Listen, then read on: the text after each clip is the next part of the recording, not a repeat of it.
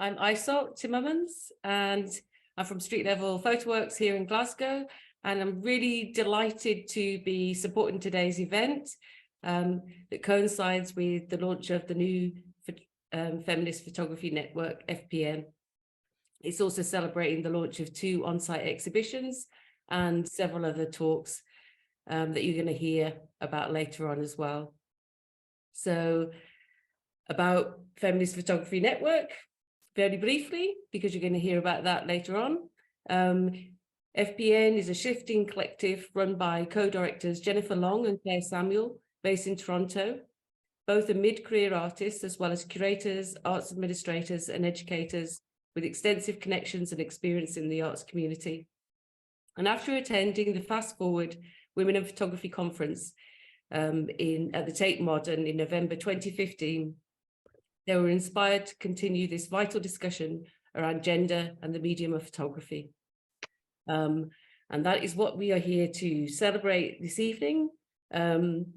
So it started with the first series of peer-to-peer online residencies back in 2017.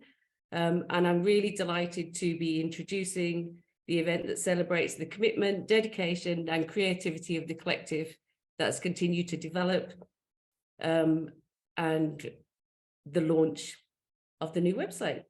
Okay, so I'm going to hand over to you guys to take the screen. Thank you, Isolt, and welcome everyone. I'm Jennifer Long.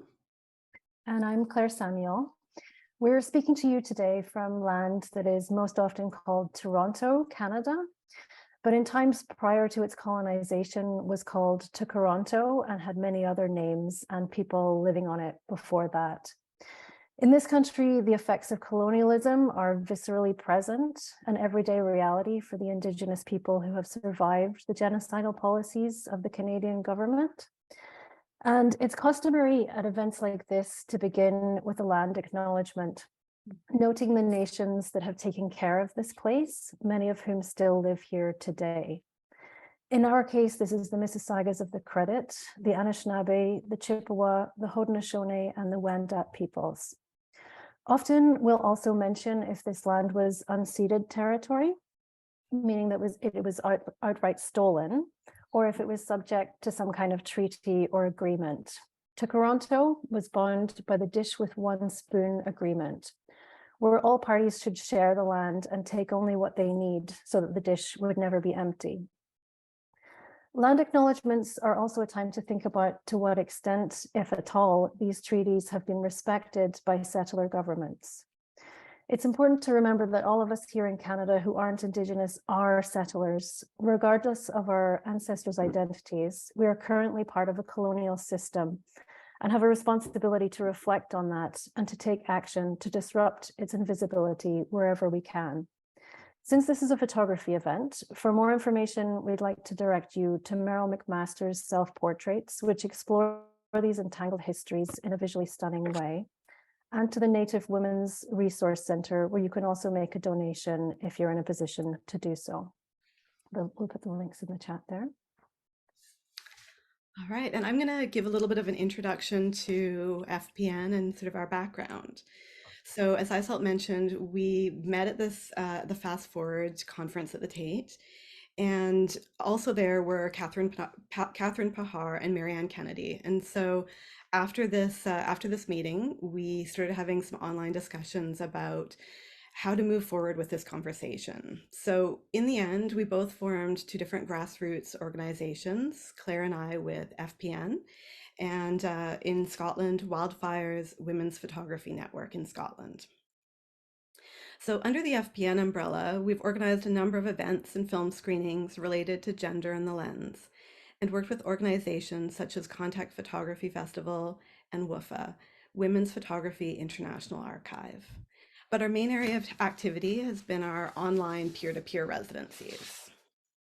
Initially partnering with Wildfires, and then later expanding throughout the UK, a group of photo-based artists in Canada and the UK created a supportive and inspiring community on a private blog site. Each month, everyone would post new work or research, and 1 week later, they'd make a feedback post for the persons they were assigned to that month. This structure created a motivating sense of accountability when women identified in gender nonconforming artists, especially in mid-career, it can be easy to let other life commitments take precedent over your practice. We have completed 3 rounds of these residency, and the 4th one will be commencing later this year. Funded by the Canada Council for the Arts, the web exhibition Identity, Connection and Place at www.fpnexhibit.com showcases work by the 16 artists who participated in these residencies. Identity, Connection and Place were themes weaving throughout the photographer's work and our experiences of the residency itself. Until this project, FPN has not had any funding, but the experiences of the residencies, which Claire and I have also participated in, have been so valuable to us that the unpaid work of organizing it has been a pleasure. The residencies have resulted in many rich friendships and creative collaborations, both national and transatlantic. FBNexhibit.com launched yesterday with the identity section, and the Connection and Place sections will go live on March 15th and 22nd. An on-site exhibition is installed at the vitrines at Ace Space Gallery in Toronto, and a selection of images will play on a slideshow outside of Street Level Photo Works in Glasgow. The site also includes 7 commissioned texts and 3 live online events, of which this is the first. We'd now like to introduce today's first speaker. Flannery O'Kafka lives and works in Glasgow. Their practice is mostly photographic, but they also work with text and installation. Flannery graduated from the Glasgow School of Art in 2018. Since then, their work has been widely exhibited in the UK and internationally, and this year they won the Royal Scottish Academy's Morton Award. Flannery took part in the 2021 FPN residency. Intimate and sometimes confessional, O'Kafka's work explores sexuality, religion, and kinship through a neurodivergent lens. The artist uses vulnerability, humor, and a sensuality of color and shape to communicate on an emotional level. Their work expresses the joy and the pain of navigating the world in an all too mortal body. So I'll hand over to Flannery. Okay, my all too mortal body is like absolutely sweating. So I'm just gonna start the whole thing with that. Right, I'm going to share my screen.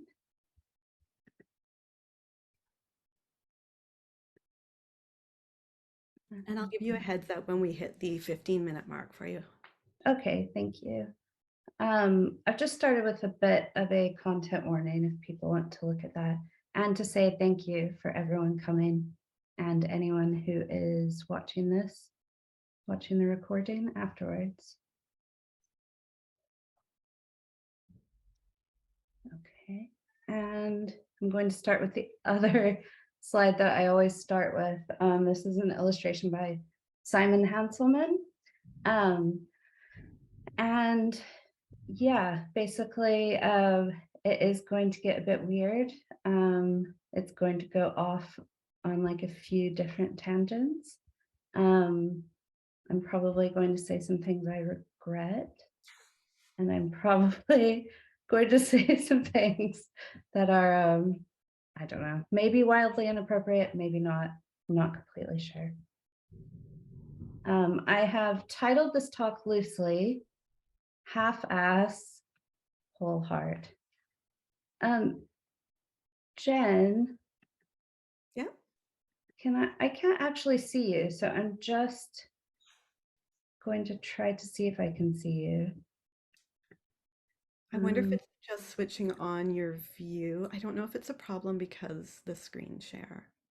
Is it possible, Claire, for you to turn your microphone on? Is that okay? Yeah, you can. Oh, I think if you press the arrows on either side of all the boxes of people, it'll show you a new lot of people. Okay. So we might eventually Right get now to I only 10. have 2 people for some reason. So, but if that's okay with you. Mhm.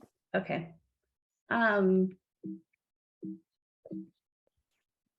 Sorry, I feel like I'm trying out. I'll get all the technical bugs worked out before Hannah goes.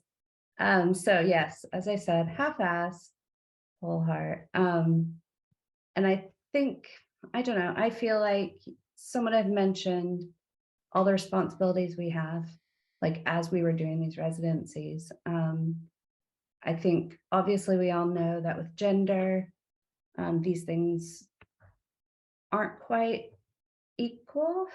I feel like that's the understatement of the year.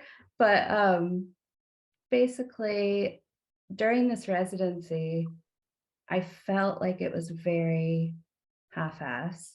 I felt bad for not putting things in on time. Even I accepted the residency a day late, like a day later than the deadline. But you come to find, as we sort of learned about each other's lives, everyone had caring responsibilities. Everyone had things where you just couldn't believe that everyone's still making work.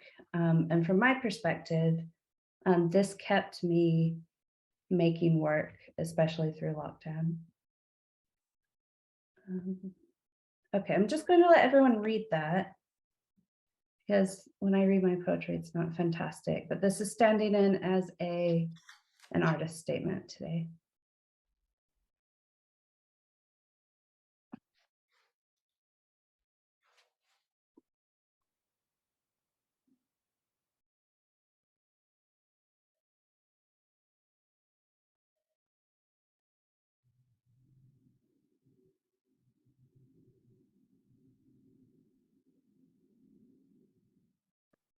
Okay, and if you know me, I do have 5 children.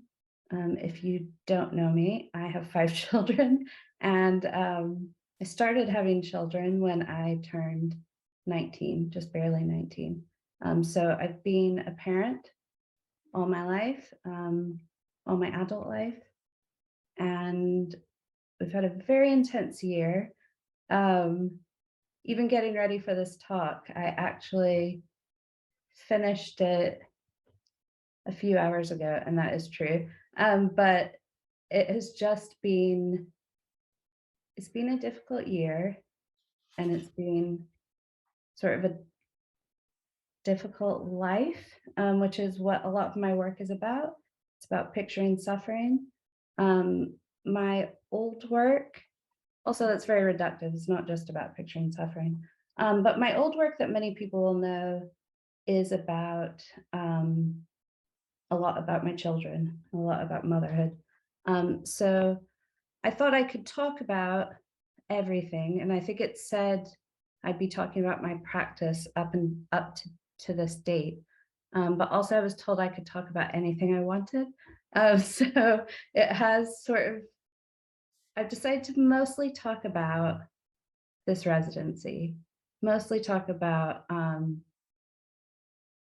kind of how it's opened up my work, what it's done for my work, and what I'm doing now. A little bit about my process. So this work is post-breakdown, pre-lockdown, mid-lockdown, post-marriage, post-lockdown. And as always, the work I'm doing is, a lot of it is an interrogation, from my perspective, of disability, how disability is pictured, how marginalized bodies are pictured.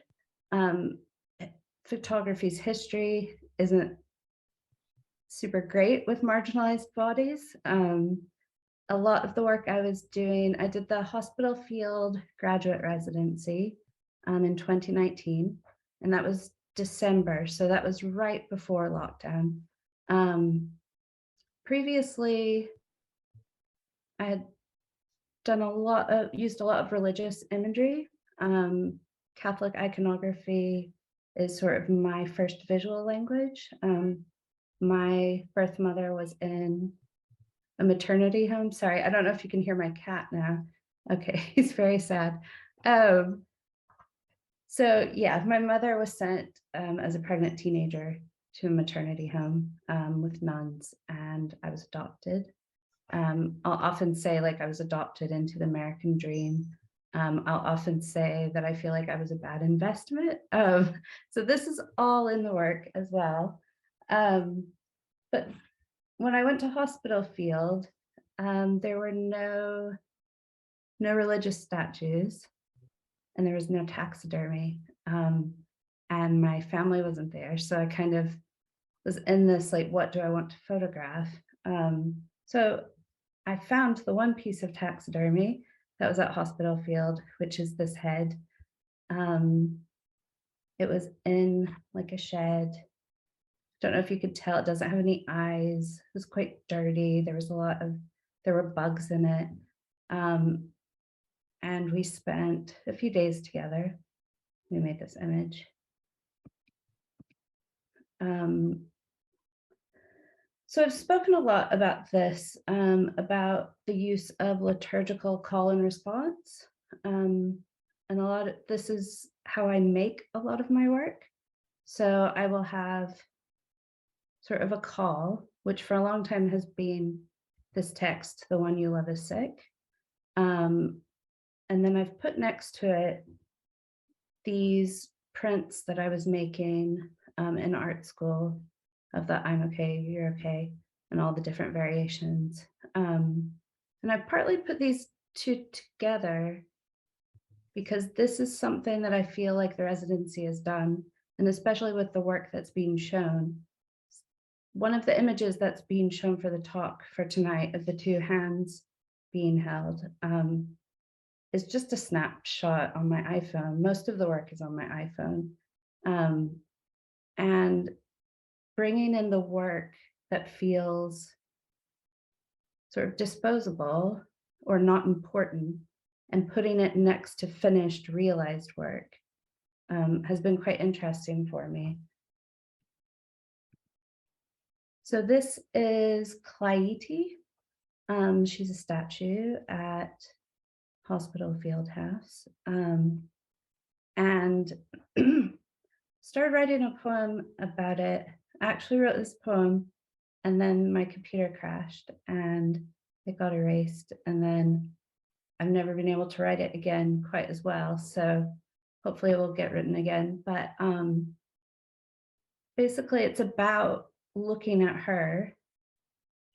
It's a very non-accessible building.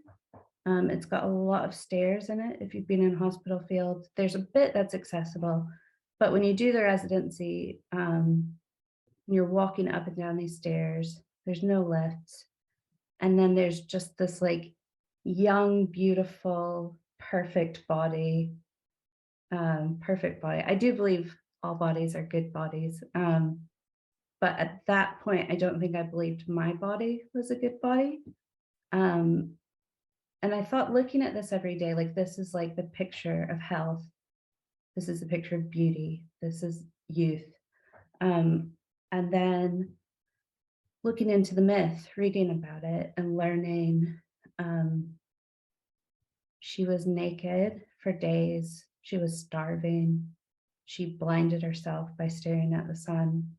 And all because she had been spurned by Helios, I believe, all for a man.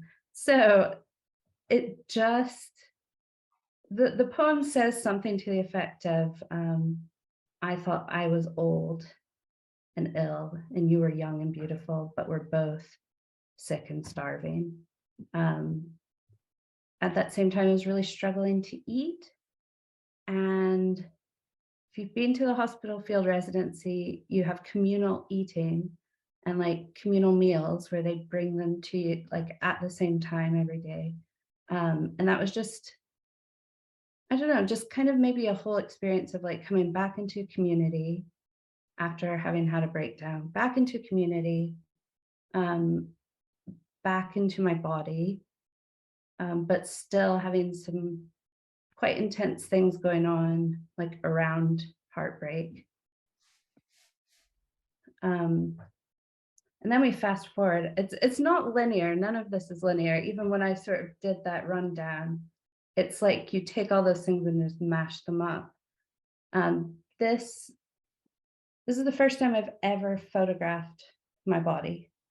And this was September 2020. Yes. And I started the residency in March 2021. Is that right, Claire? I think so. Yes. Okay. Okay.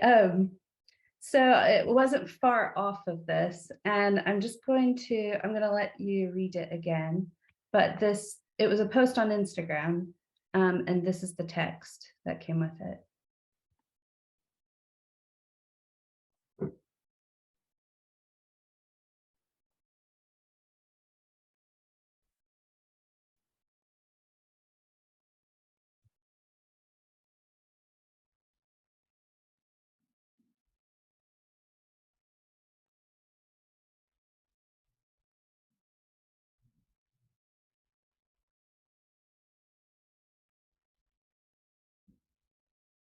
I believe some of this text is on the website as well. I think it's maybe the last bit. So I don't know if this was like body positivity or more like body neutrality, submission. It all is sort of tied up in not good relationships. Even if what I'm saying is quite intense, please be assured that I'm downplaying anything I say. Yeah, so like basically, I just woke up the day after this relationship had been done and thought, oh, I don't hate my body. I actually love it. But this was still such a tentative sort of move into it by obscuring my face. I kind of had gotten to the point where I could photograph my face and I could photograph my body. And the first person to sort of do both was Kirsty Mackay, and I'll show a photo of that later. Oh, sorry.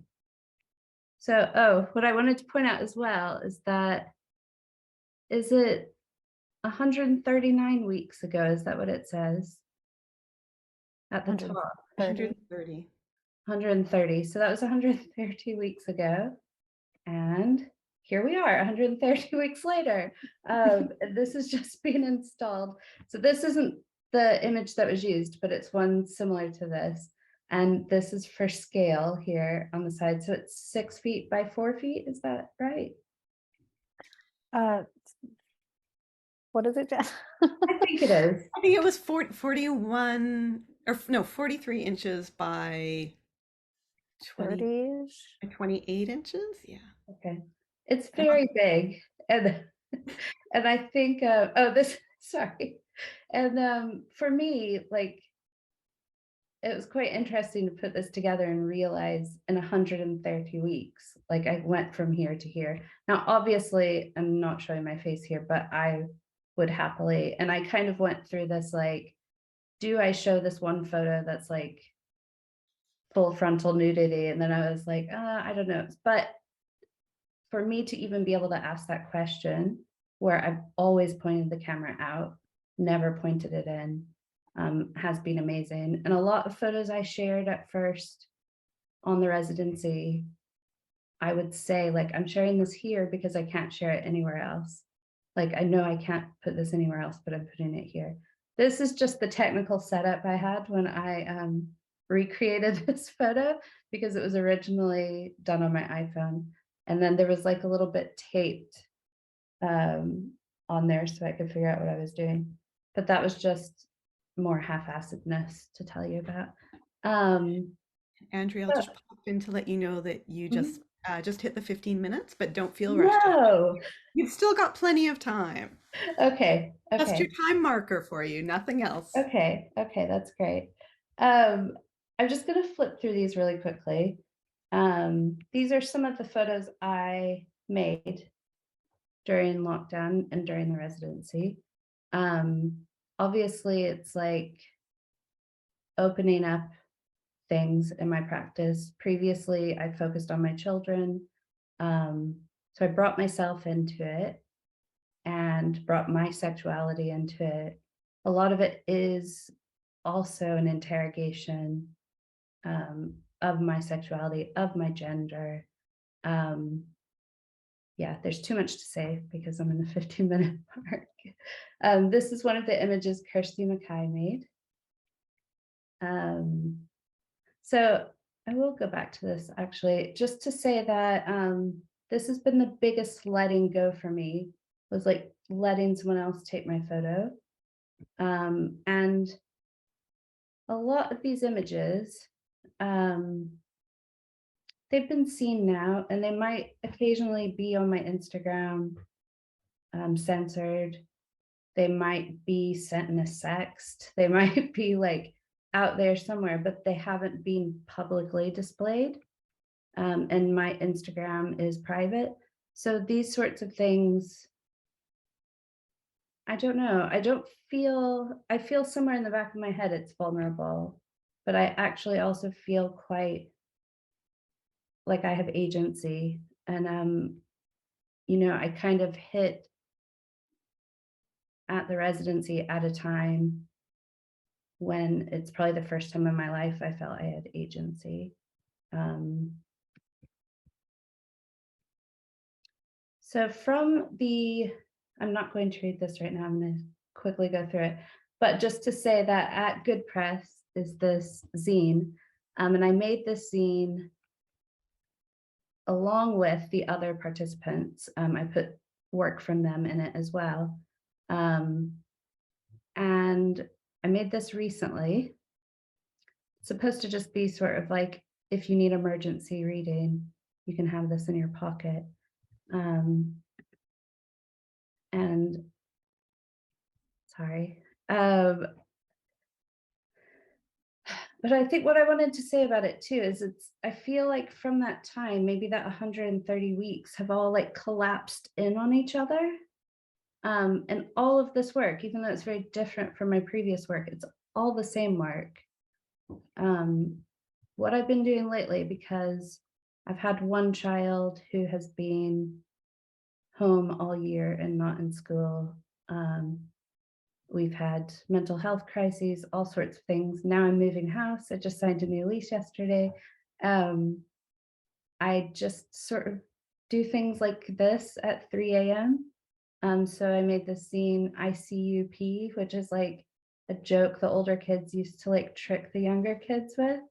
And I make these on Instagram stories usually. So then I also have to censor it. So I just think this one's really funny because then my boobs ended up looking like cartoon wolf eyes that go like this.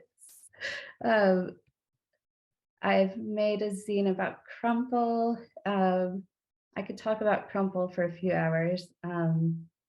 He recently was in an exhibition in Dundee, but he was my pet disabled butterfly. So Crumple zine is also available if you want to hear his story. And then this is just coming on from that. This is just a snapshot I took right at the exhibition that had Crumple in it. It was called Push Push. And this is an older man. He's 80 something. I think his name's Jim. And he has a digital camera, but he keeps this photo or a few photos he's taken of Titanic, like specifically of the kissing. And I took that like at the exhibition.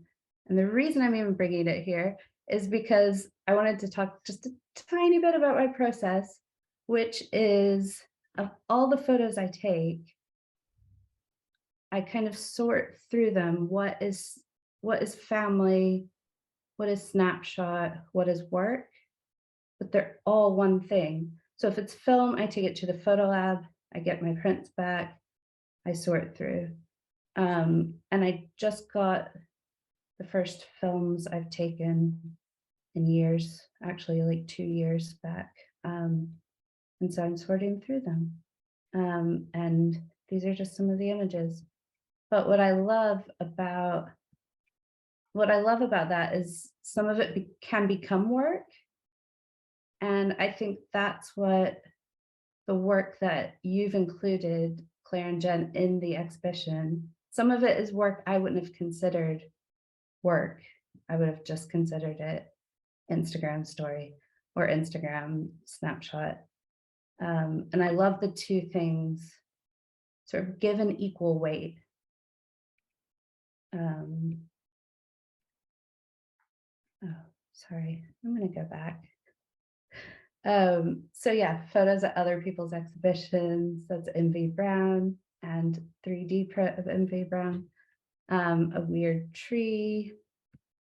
And then going through my house to move, I've found lots of things. But these are the stockings I wore on my wedding night when I was 19. And then they've sort of taken on the same shape. So there's something amazing to me about the way these things change and the way an image changes when it's with another image. And this is Catherine Joseph. Camera surprise, that's what I call these.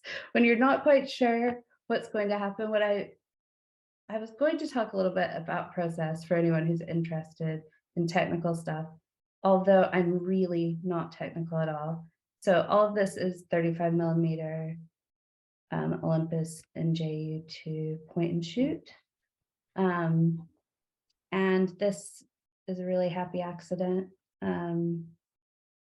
So that's me, and that's Mr. Business.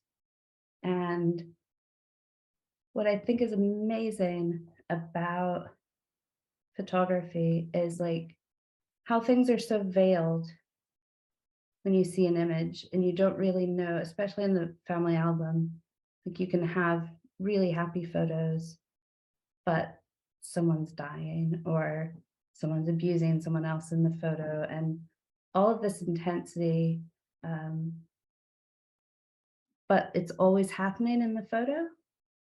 And I think moving house, leaving this house that I've been in for 15 years, doing this as a single mother,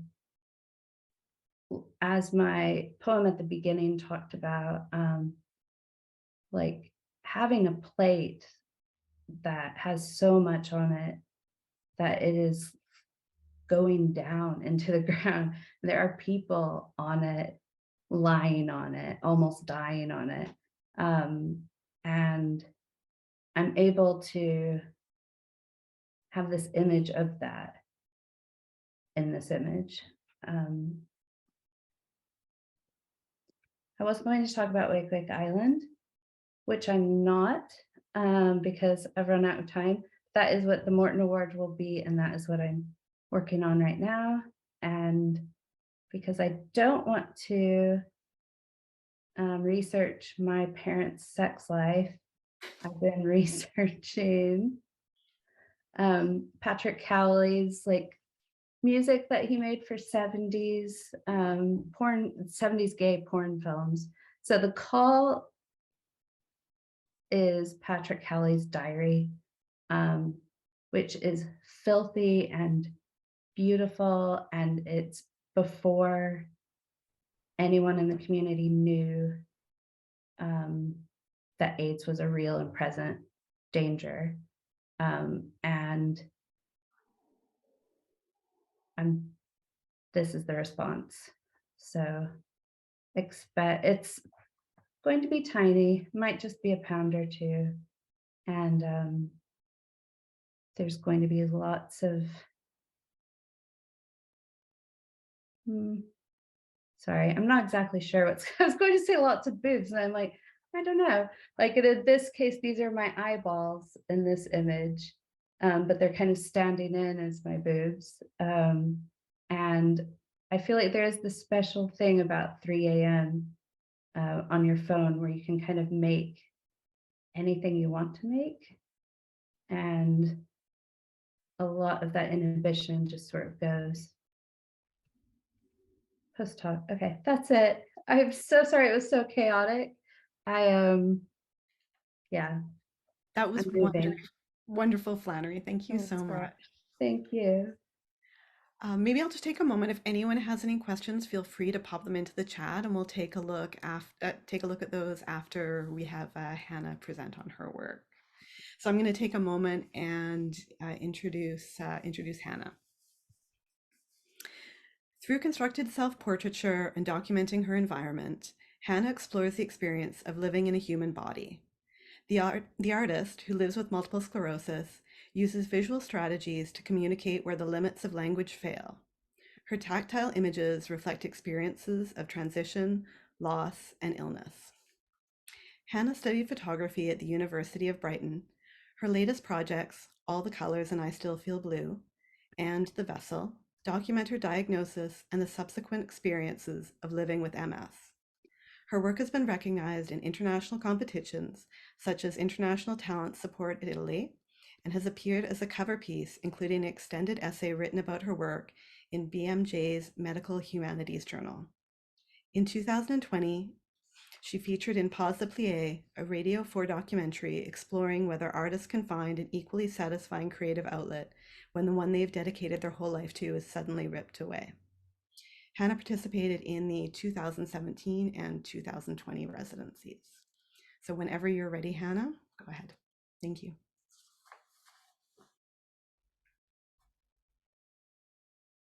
Thanks so much, Jen.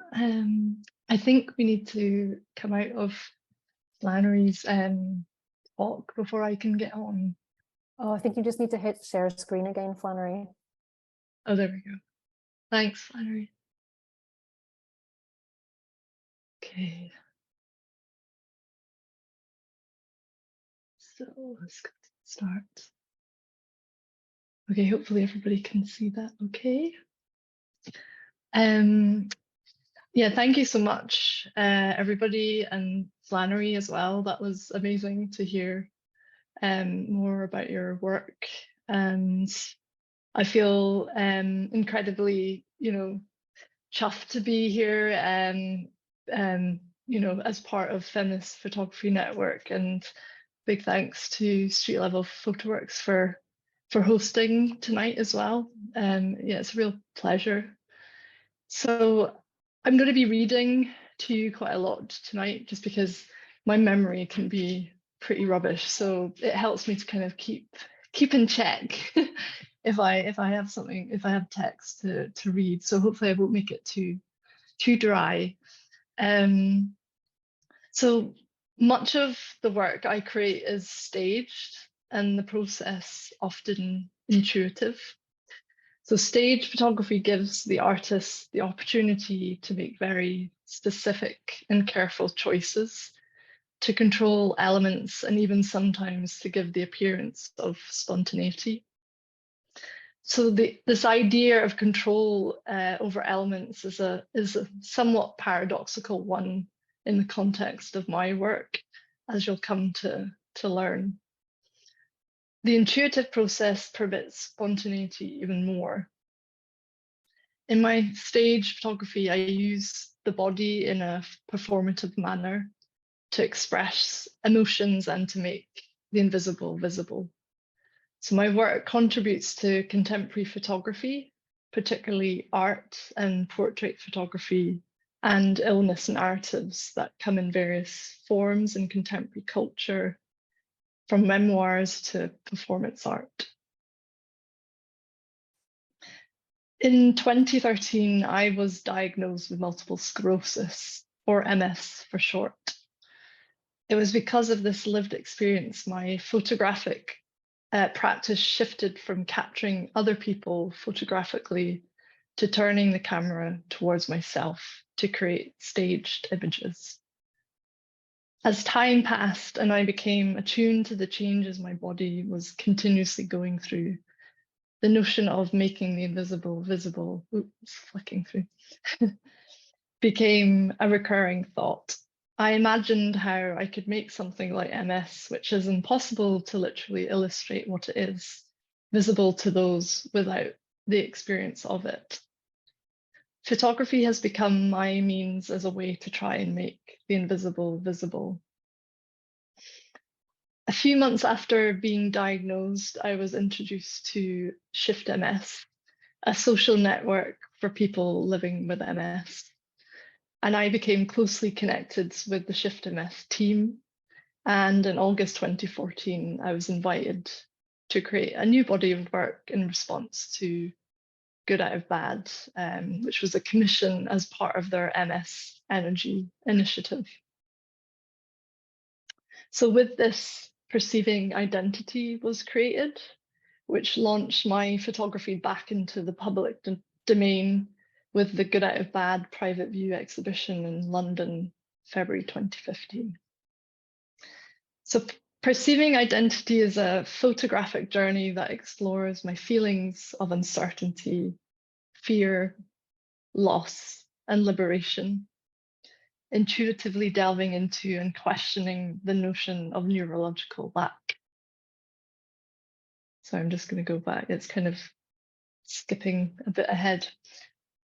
Intuitively delving into and questioning the notion of neurological lack, a dreamlike state pulsating in and out of consciousness, grasping onto the minutiae in the hope for clarity in the pronouncement and acceptance of my MS diagnosis, and the impact of this on past, present, and future.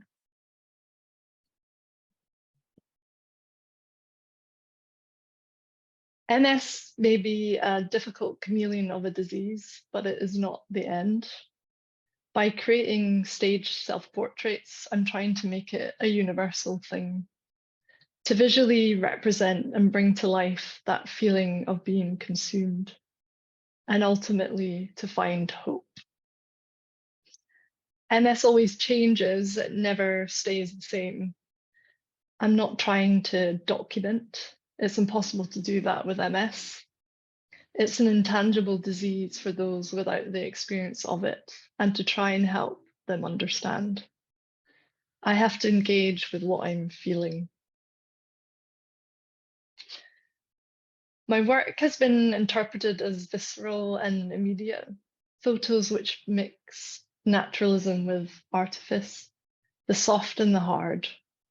There's said to be a feeling looking at the work of confusion and submersion, as if the entire world was being viewed from behind a diluted bottle of milk.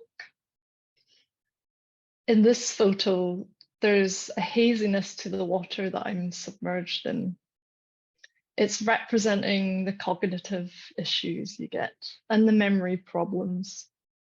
It's apathy, a fogginess, a fatigue. Then there's the intangible nature of the future.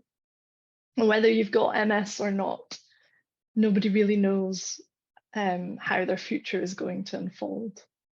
But MS adds another uncertainty because you don't know what journey your MS will take.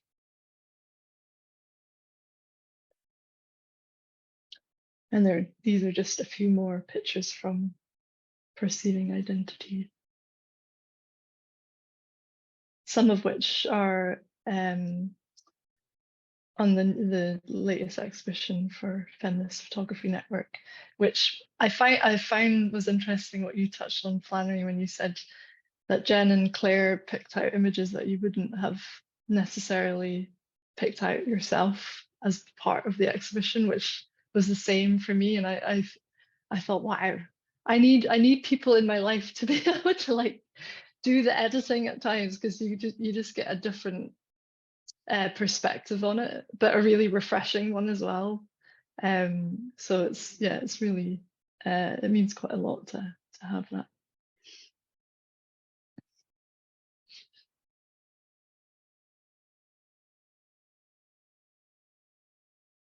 So after relocating from London back to Scotland, and at the end of April 2015, and in May of the same year, I won an artist's residency at 6 Foot Gallery and sponsorship from Street Level Photoworks in Glasgow for the month of July.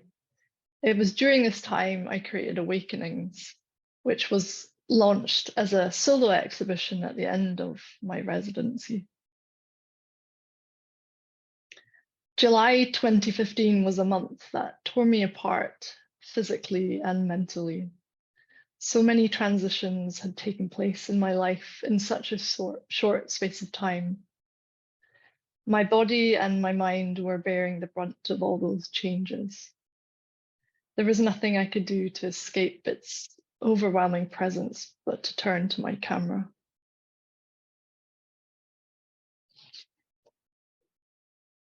It was a passage to forget, to gain clarity, resilience, to break free from the numbness of living with multiple sclerosis. With this image from the waist down, I'm literally responding to the numbness that I experience from the waist to the tip of my toes on a daily basis. I guess you could say this image is exploring the idea of bodily separation. I often feel like my body is somehow split in two. The large vertical mirror seemed an appropriate way to try and depict that experience visually. In my mind, the surrounding nature and my body blended seamlessly and seemed connected. The landscape, the rough shapes and features of the rocks and the rivers transmitted an impression of enduring persistence and strength. And in some strange way, perceiving that nature is resilient and comforting to me. During the process of making, I'm often drawn back to the Highlands where I grew up. So there's something about the landscape and nature which I seem to like gravitate back to. It's maybe because it's more peaceful and there's less distraction compared to life in the city. The experience of chronic illness can be all-consuming at times. It is like your breathing is no longer automatic. You have to think about each breath, and every so often you're forced to gasp. In his book, Camera Lucida, the French literary theorist and philosopher Roland Barthes discusses the emotional power and potential of photographs to make it possible for viewers to strongly identify with them, even though the experiences depicted are not their own. When Barthes introduced the concept of a photograph punctum, he speaks about an immediate personal and emotional connection that can be felt between the viewer and the photograph, which brings the photograph's pastness to us into an immediate present.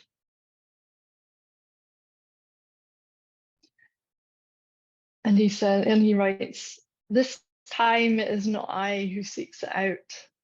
It is the element which rises from the scene, shoots out of it like an arrow and pierces me.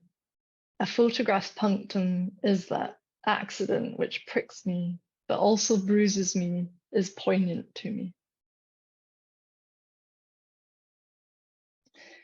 These experiences have thrust me into questioning my identity, relationships, and intimacy.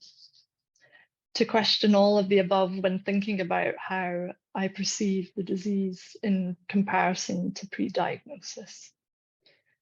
I've been in a state of flux, you might say, transitioning into the unknown, trying to place things past, present, and future into some kind of structured form in my head.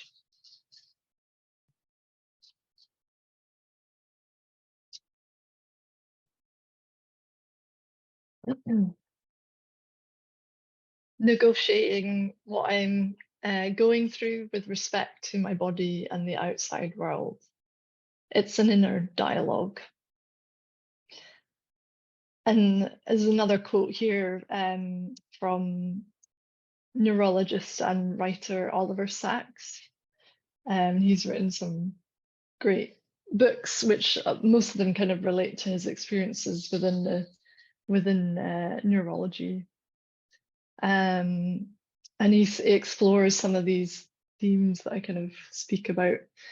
So he says, in examining disease, we gain wisdom about anatomy and physiology and biology. In examining the person with disease, we gain wisdom about life.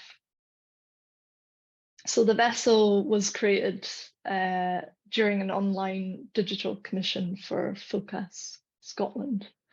And that was like a collaboration between Scottish and Indian photographers.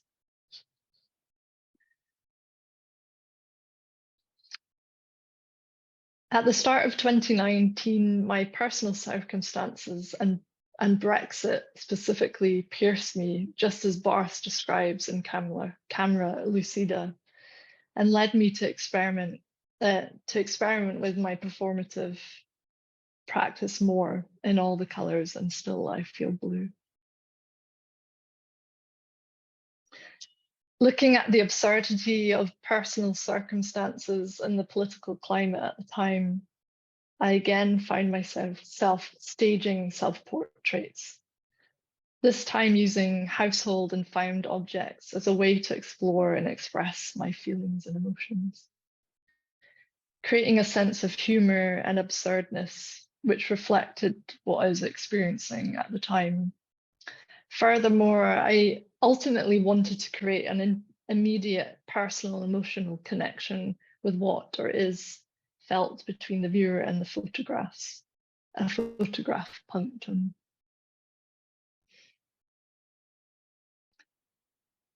I guess you could say that I use my body as a kind of vessel to communicate life experiences through a performative mode of practice.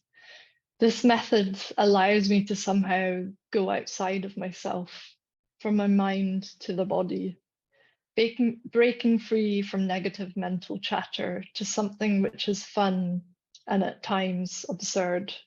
This enables me to go beyond seeing my own reflection within the self-portraits, precisely because they are staged.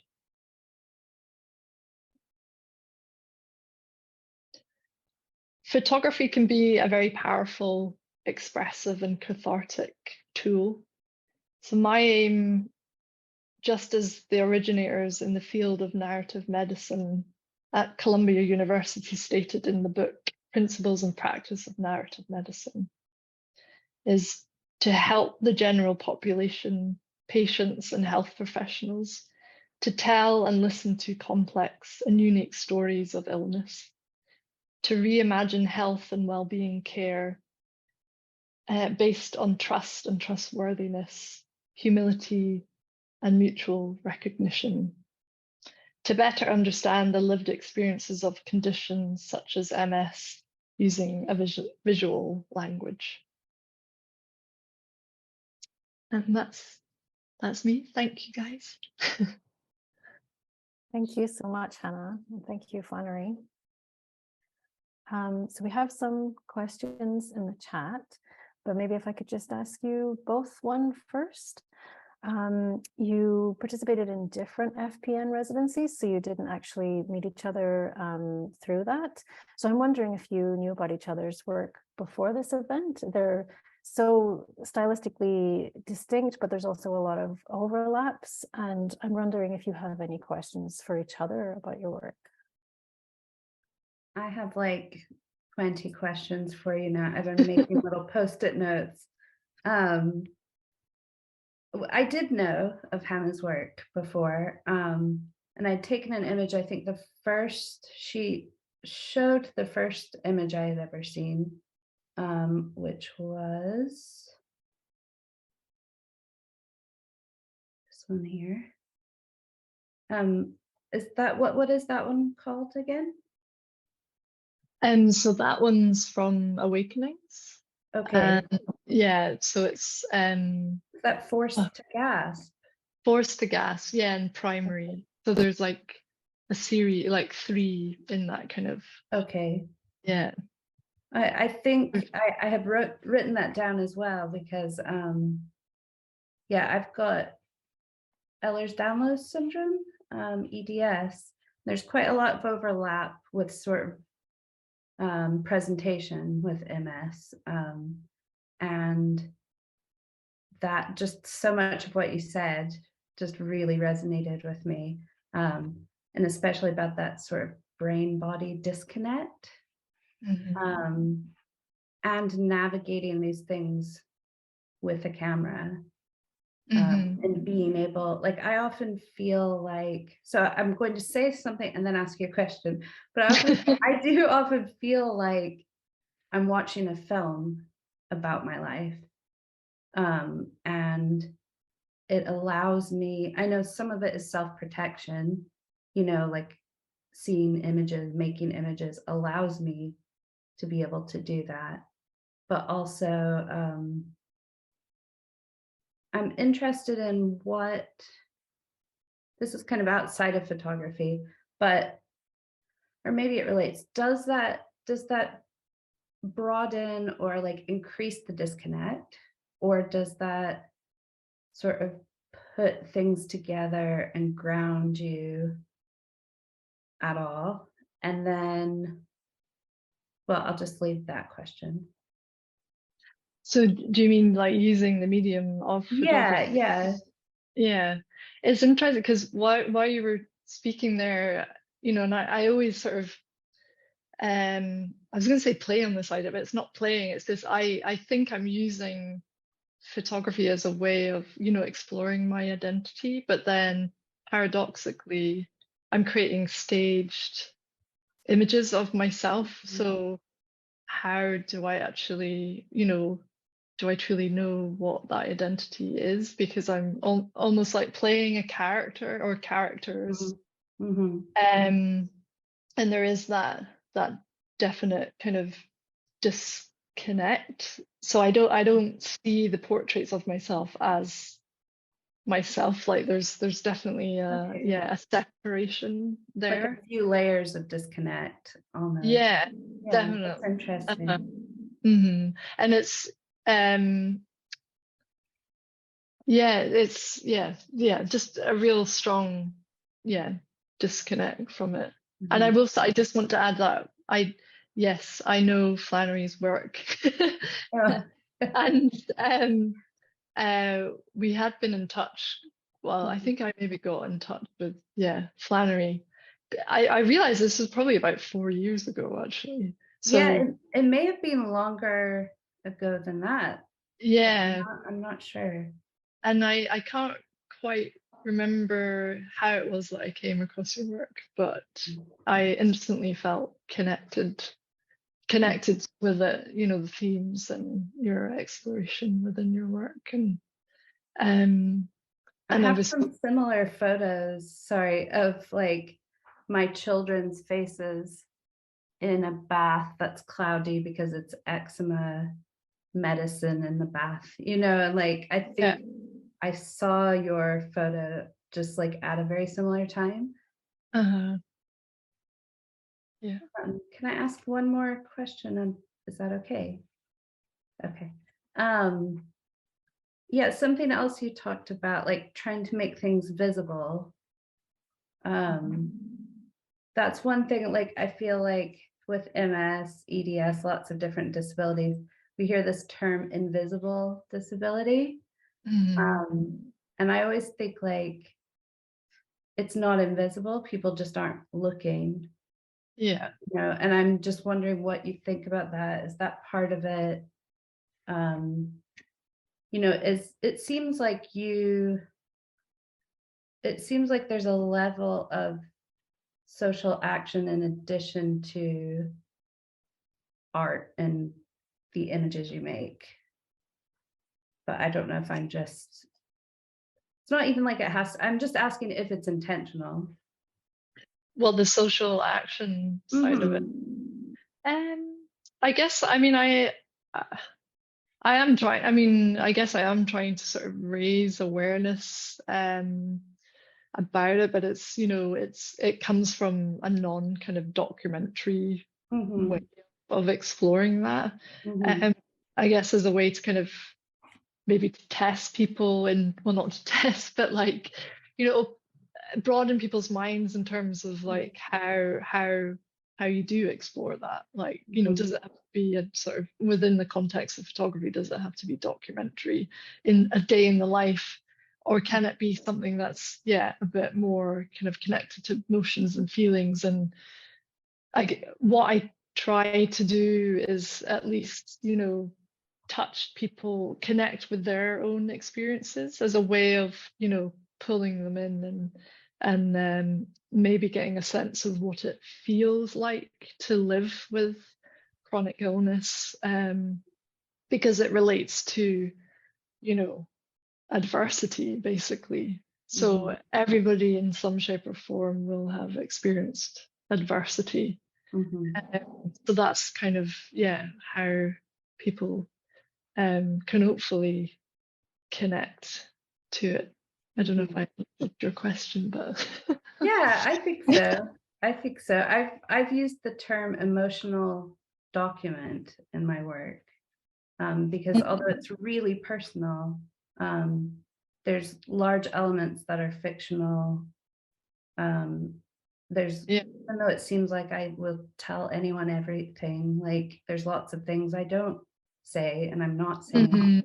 yeah, But I think, yeah, I think our work's quite similar in that way, that it is like not documentary, but there is an emotional document aspect to it. yeah, yeah, yeah. It's exploring our lived experience. Mm-hmm. That's where it, I guess, comes from. But then it's not like they're not documentary pieces. Mm-hmm. And also what you were saying about the non-linear as well. I think that's very true to like how I approach my response when I'm in process of making or gathering images, and there isn't a linear. And actually when it comes to like editing and things, or even the process of thinking of ideas and pulling them together, there's never a linear pattern to it. Mm-hmm. There's always a sense of it's a sort of dreamlike state of consciousness, and connecting to these different feelings and emotions, and which are quite intangible at times. Mm-hmm. Yeah, I fully relate to everything you're saying. I wish I could have said it as clear. I was actually like counting on the intuitiveness to carry me through my talk, but I should have had it all written down. So I do apologize. No, I mean, I think you did amazingly, Flannery, and I really enjoyed it. I worry that I get a bit too dry with with writing things down, but I will go off piece majorly if I don't. And Yeah. I so. think that was my whole talk, but that's okay. I think I prefer this. I think both approaches are totally valid. Thank you. Shall we take some questions from the chat? Nikki Bird asks Flannery if you could tell us more about your zines and how you put them together. Don't know if that's a practical question. I would say that I've got a lot, like my brain is kind of always on fire. So I've got a lot happening and I can never sleep because I don't want to stop thinking. I've got like lots of good ideas and things I want to make. So often I'll make something, like I said, at 3 a.m. As far as like, I have been making these little ones on my phone. The other ones I have made, I have someone who does all the layout for me. And everything's usually Riso printed. But I have like probably my closest person, Andrew Beltran, if you need any graphic design, anything, he will set up things for me and get them to be printed. So I feel like that's quite a dry answer, but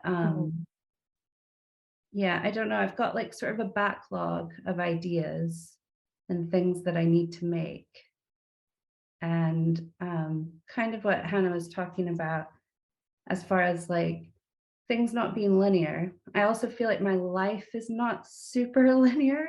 You hear people in the disabled community talk about things like crip time, and like it just does, days, weeks, they don't sort of work the same way. I feel like I work very slowly sometimes and then kind of frantically other times. Pain levels make a big difference as well. So whether I can sleep or not. So yeah, I just get ideas in my head that I have to get out. And I definitely have a need to publicly broadcast ideas constantly. Don't know why. It's probably all like trauma related or something. So this is how I make my zines. Trauma. Yeah. Good Trauma answer. and lack of sleep. Yeah. But feel free to ask more of that question if you want more of an answer, please. Mhm. Annette says that she loves your work, Flannery, and wondering if you can tell us more about why you use pops of the color red in your work. It shows power and vulnerability too.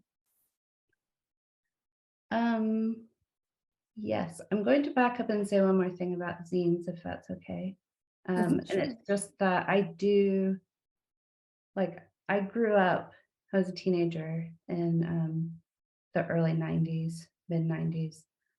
So I did grow up with like copying machines and making things on photocopiers, cutting things. I do a lot of cutting and pasting and a lot of using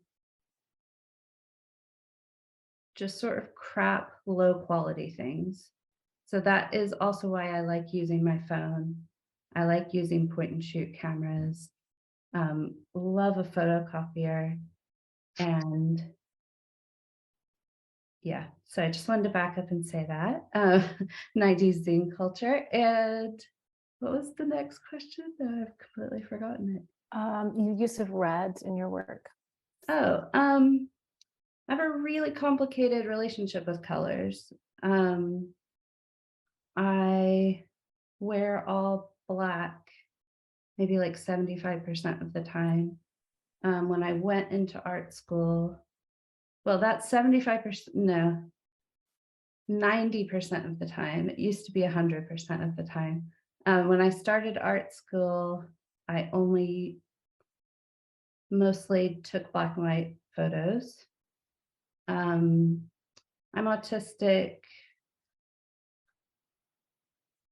I think often what I'm doing with photography is slowing something down, like pulling it into a small space so I have time to look at it. And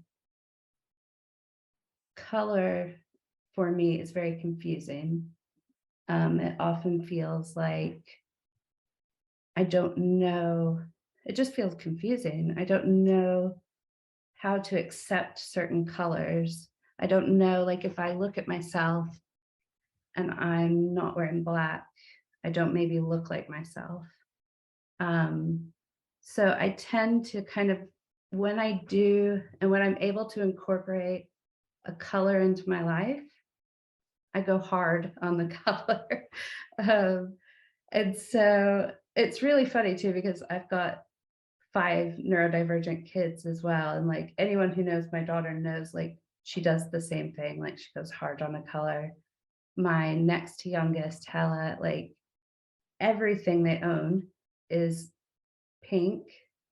And then they kind of have added in red, maybe added a little lavender, but it's like something about that control and that predictability.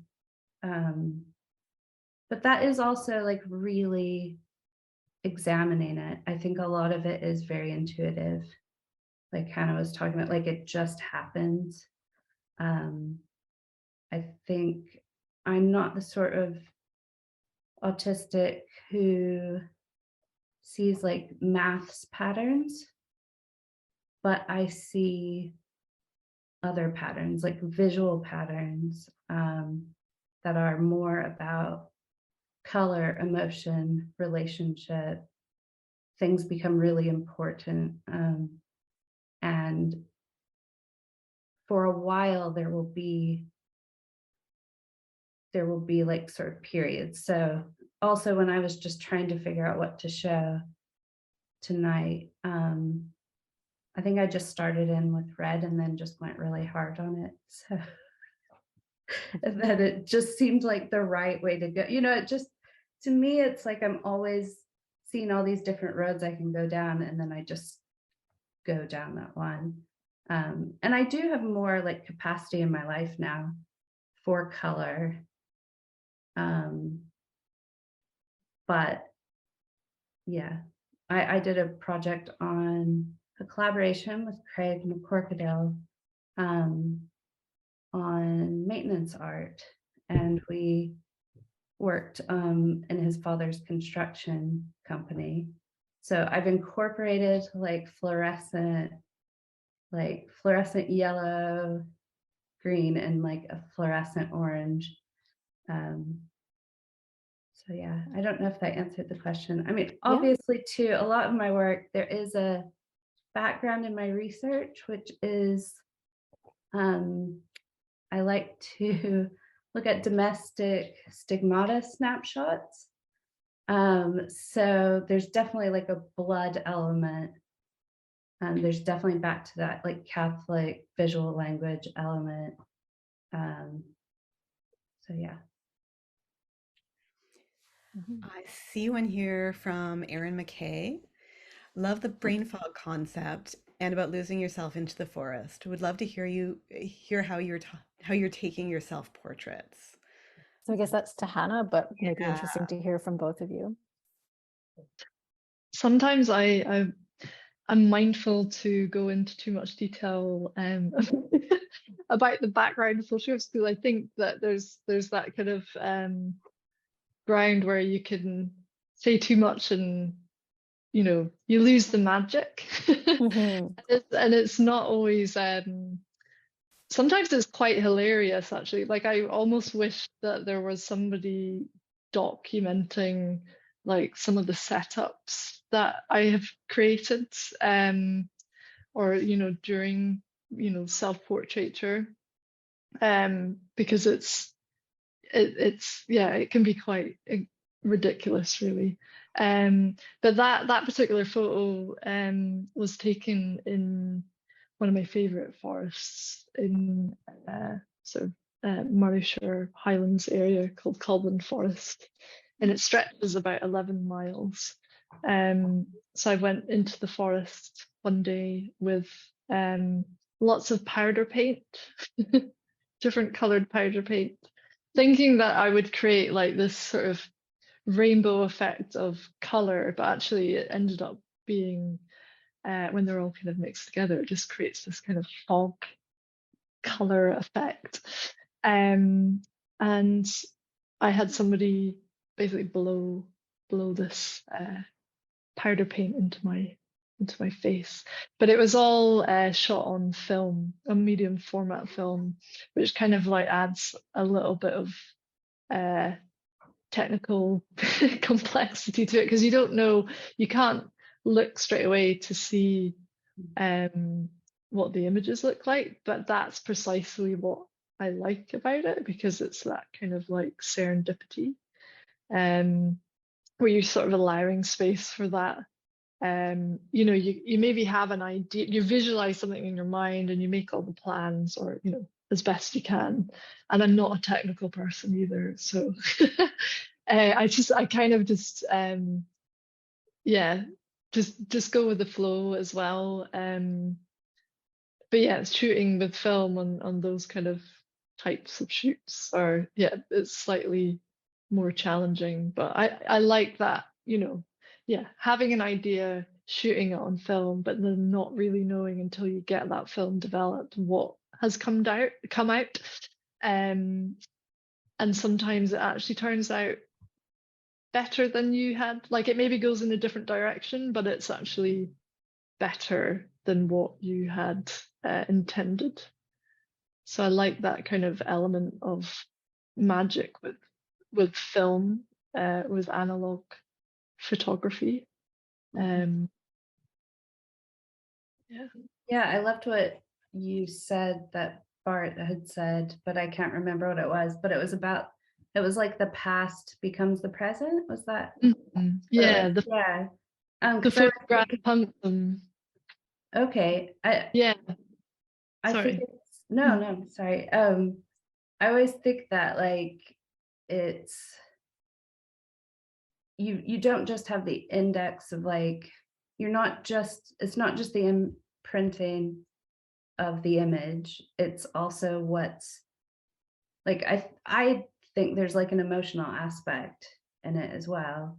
Or I like to like entertain the fact that there's possibly like a metaphysical, emotional thing that becomes something with film. I don't always use film, and I don't think you have to, but it is that surprise element and the mystery of it that to me feels just different and important sometimes. Yeah, I think it's like, for me, I always think of the tactility of it as well. Mhm. You know, down to like, depending on what camera you like.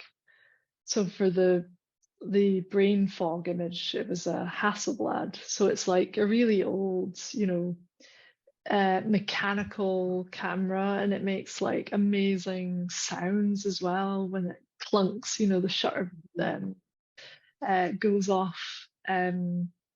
So that's, it's just all those kind of like tactile elements, and then holding the negatives, obviously in a plastic sleeve, so you don't have fingerprints all over it, but just that, picking them up and maybe, printing off contact sheets, or whereas you kind of, I mean, I use digital as well. I kind of mix between, I don't have any hard and fast rules about it.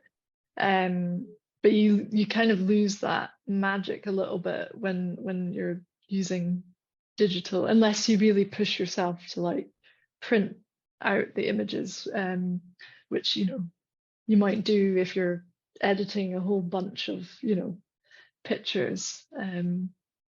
But yes, the tactility, that's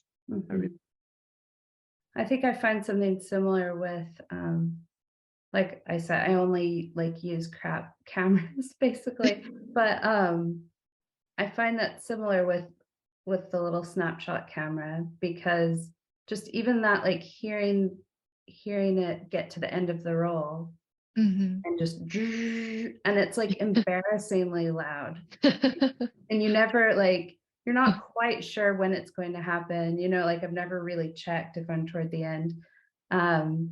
Things like that, and those little mechanical sounds are my equivalent of that. And also the photo lab, like the commercial photo lab that you take your family photos to in the 80s or the 90s, so it's interesting to hear you talk about it, because I feel the exact same way about maybe the 100 years from that technology.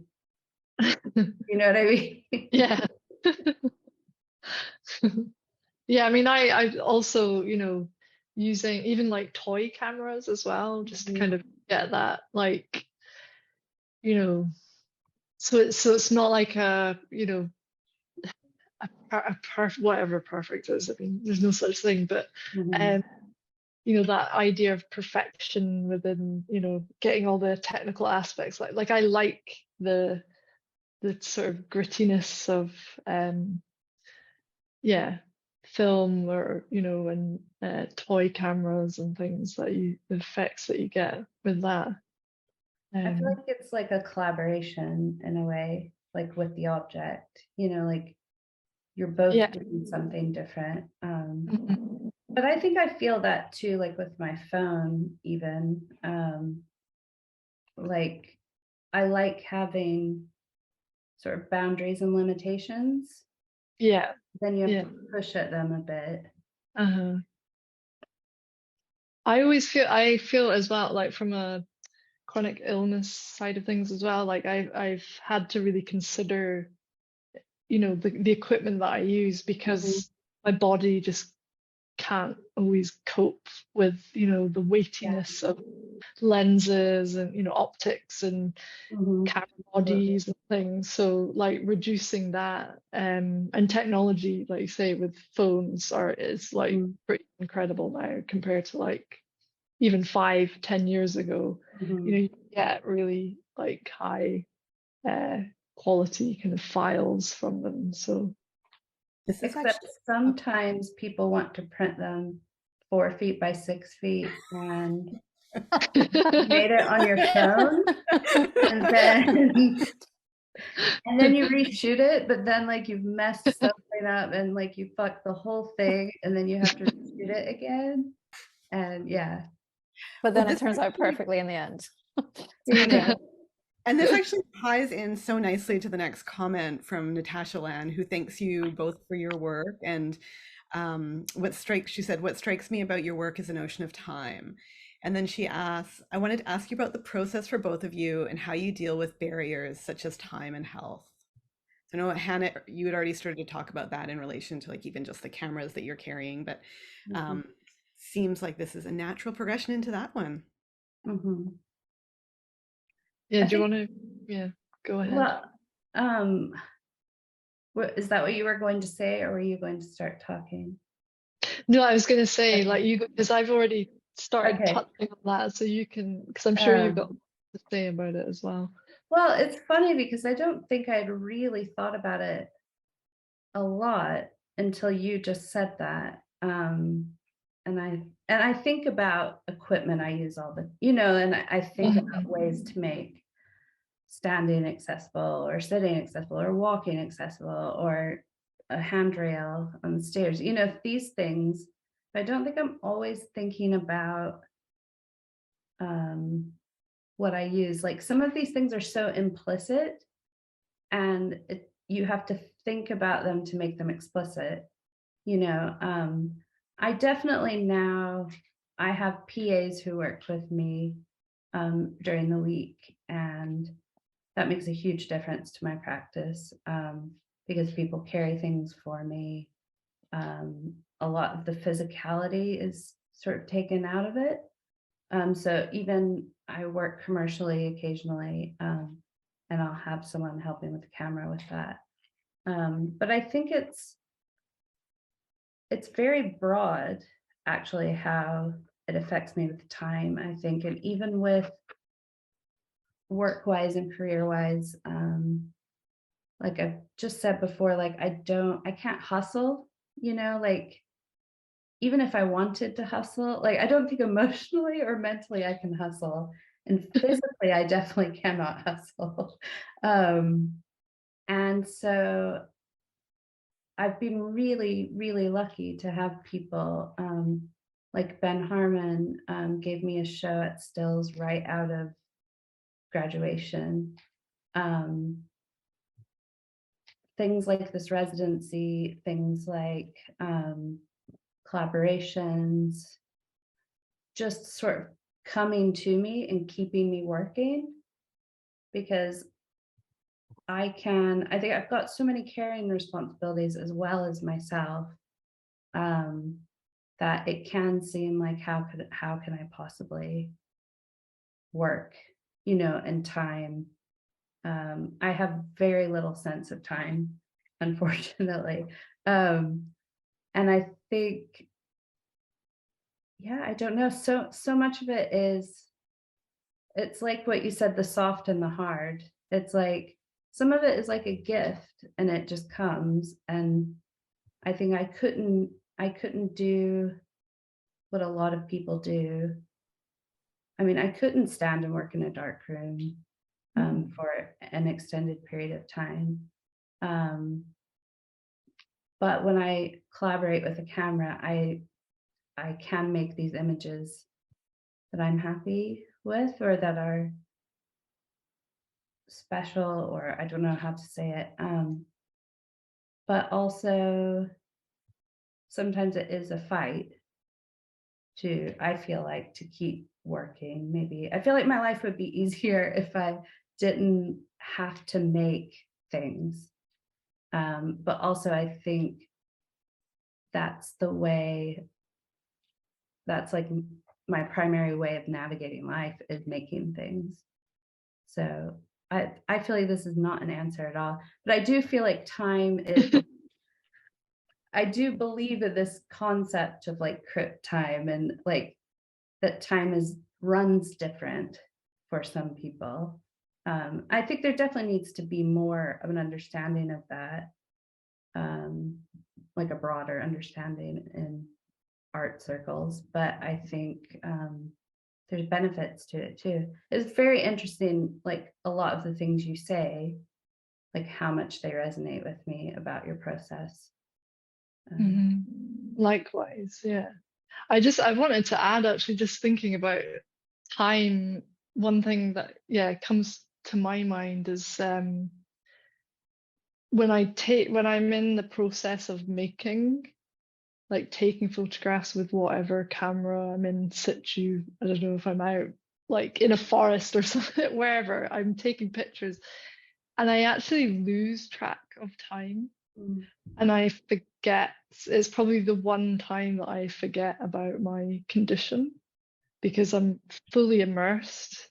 But then by the end, I'm floored. Yeah. Because I suddenly, like, I finished what I'm, been so kind of immersed and focused. But then all that energy, is sometimes just to like keep me up, right? Or, whatever position I'm in, especially if I'm on my feet, because I have particular weakness in my legs. So that's the thing that, when I think of time, it's that element of like losing a sense of time when you're fully immersed in it. And also, I'm similar, like I'm not in a position where, I can hustle and be like out there, trying to, get all the jobs and things like that. So I guess I'm more, it's a slower process. So I'm not, I work partly self-employed, partly half the part-time and stuff. But in terms of my self-employment, I allow that to be a bit more organic and things naturally, just because of maybe long-term connections that I've made with people, that allows for like collaborations, and actually it relates to things that feel authentic. It comes from an authentic place rather than, just doing it for the sake of like, well, I'm making such and such amount of money. And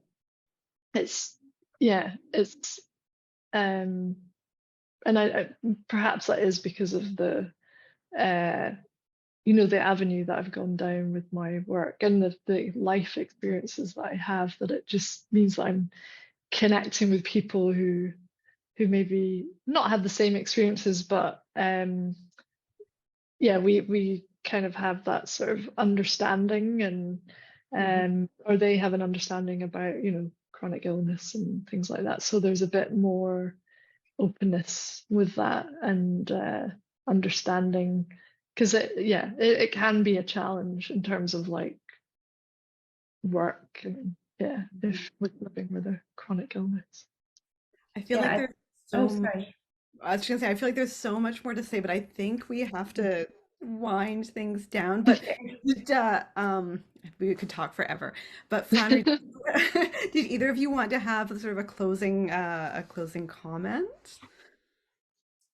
I cut you off about a sentence.